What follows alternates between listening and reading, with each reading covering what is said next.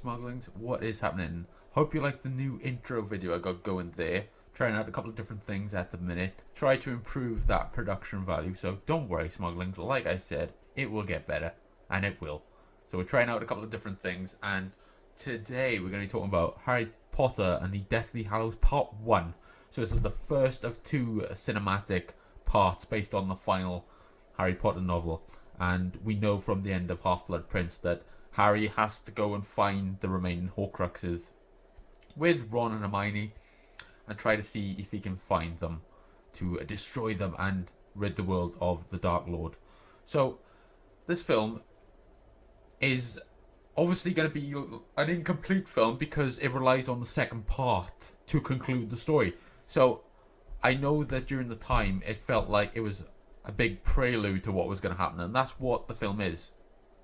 But I think if you accept the film for what it is, you can enjoy it so much more, because this is a really beautifully done film by David Yates, and a stark contrast to Half-Blood Prince, because it is a lot darker and it's not as fun in the traditional sense.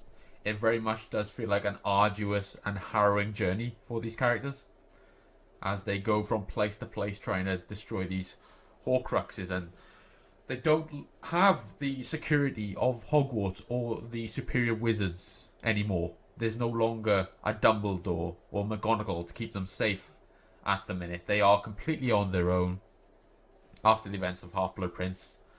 So they are missing their school year in order to defeat Voldemort and destroy all the Horcruxes.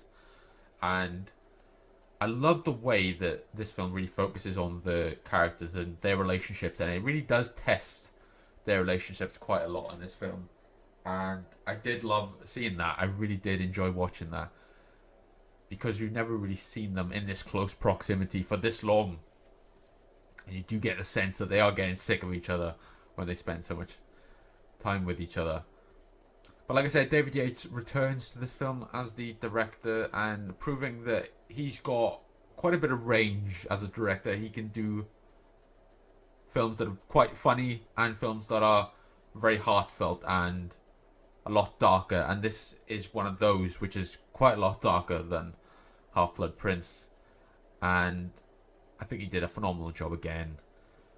The best he could. I think, like I said, the biggest negative of this film is the fact that it does feel like it's an incomplete story, and it's very much like The Empire Strikes Back in that way, in that this is the darkest chapter of the series, and it leaves you hanging for the conclusion that's going to happen. So I completely accepted the film for what it is in that regard, and I do think it's really well done. And I was marveling as I was rewatching this film how great the special effects are, and remembering that this film is 14 years old and it could have been released today, because it looks a lot better than films that are released today. And I think that has a lot to do with the fact that a lot of films now are made on sound stages against the blue screen, and they're not shot in location. A lot of these scenes feel like they're in the actual locations that they're being shot in,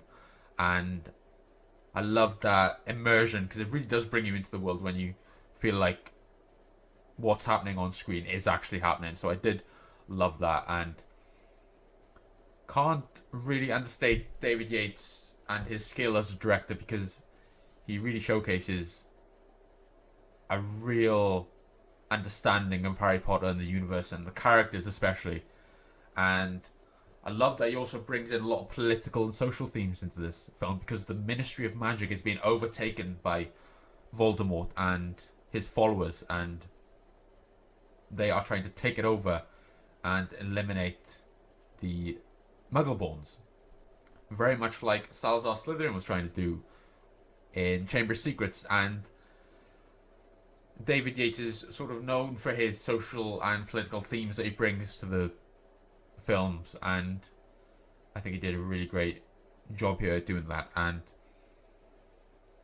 this is definitely the darkest chapter, like I said, and you would definitely have to be an aficionado of the series to really understand what's happening here, because it's not going to really explain things to you all that well if you don't know what's already happening.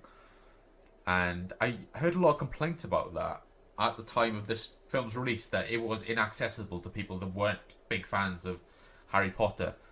But my argument would be that you shouldn't watch this film if you're not a fan of Harry Potter. Why would you jump in at this point, quite honestly? Why would you do that? So you gotta go see the rest of the films and then come back and watch Deathly Hallows Part 1, because we're a lovely bunch as Harry Potter fans. We do love to have new fans in, so that's not a problem. Go watch the previous 6 and come back. And that's what you gotta do. But, like I said, it's a prelude to Deathly Hallows Part 2, and I was thinking in my mind, would I have split the film in 2 parts for the final installment of Harry Potter? And I think I would, quite honestly. I think it really does benefit from having that amount of space to tell the story, as it is the final chapter, and it is our farewell to the boy wizard as we know him.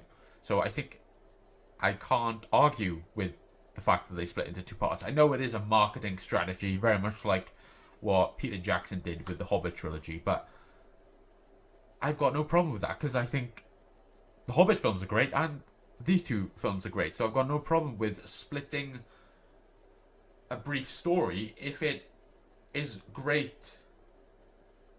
And this is great, so I have no problem with that at all. And I loved seeing it. Can't wait to see Harry Potter and the Deathly Hallows Part 2.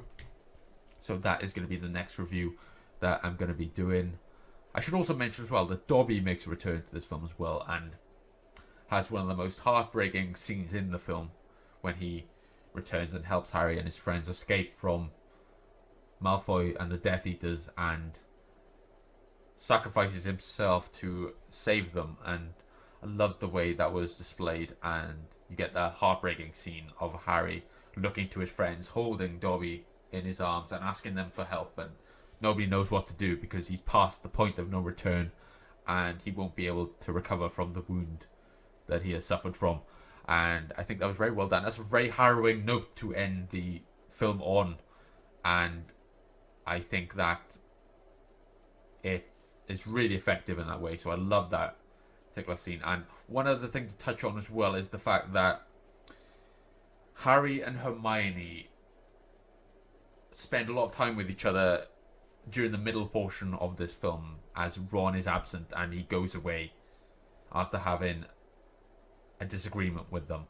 And you get to see Harry and Hermione spend time together for the first time, and their flirtations with each other, but they ultimately decide that it doesn't feel quite right, so they remain friends in that instance. And I loved seeing that as well. And that is a lot of the film is character interaction, and I think it really does make the final installment all the more effective because you spent more time with these characters. And I think that as long as the time with the characters is interesting, then I've got no problem developing characters and developing the story. And I think it's really well done here, so I've got no problem with that at all.